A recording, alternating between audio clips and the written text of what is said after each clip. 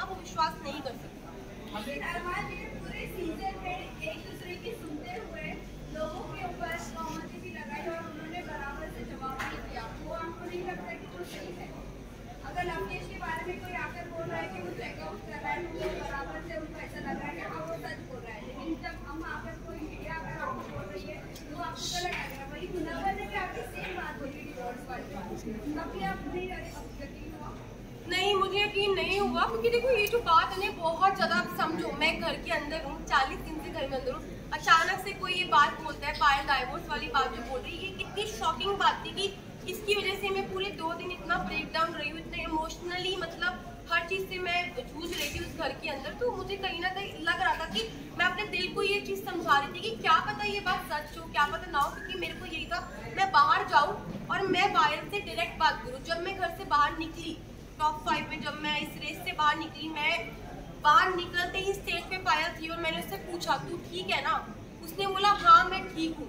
बाकी बात की, अभी तक मैंने फोन अपने नहीं देखे, कुछ नहीं। कृतिका जी, अब मेरा सवाल आपसे है कि जैसे कि पायल केरी की डिवोर्स में लेने जा रही हो, इसका मतलब पायल ने बिना डिवोर्स लेके आप दोनों ने शादी की, तो इसका मतलब आपकी शादी तो नल एंड वॉइड हो गई है according to the Indian law, कि अरमान और जो आपकी शादी है वो असली रियल में शादी है ही नहीं है कानूनी हिसाब से। उस पर आप क्या कहना चाहेंगे? देखो मैं सबको यही बात बोल रही हूँ, हम लोग पॉलीगैमी को सपोर्ट नहीं हाथ मत चलाओ भाई। 2 शादियां इसको बिल्कुल भी सपोर्ट नहीं कर रही।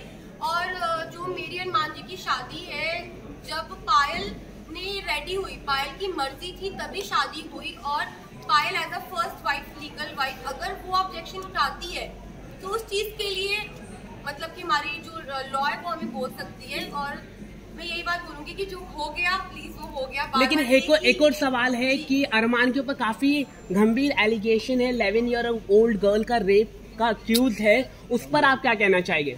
मैं इस पर्सनल चीज के बारे में कुछ नहीं बोलना चाहती। I am not. क्या आपको मालूम था इसके बारे में? I am not supposed to. क्या पायल ने कराया? तो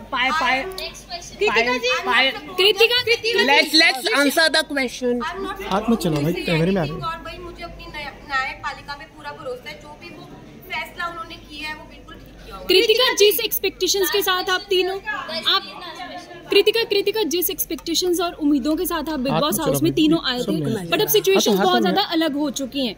आप तीनों के रिलेशन के बारे में भी सवाल उठ रहे हैं और पायल की स्टेटमेंट की वजह से बहुत सारा क्योस हो गया है।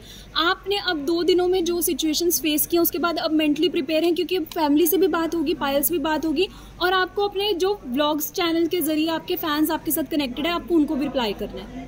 जी मैं बिल्कुल प्रिपेयर हूँ हर चीज के लिए। हम तीनों ने जो हमारा रिश्ता है वो आप लोगों को सभी को पता है, और मुझे पता है कि वो इतनी इजीली नहीं टूटेगा।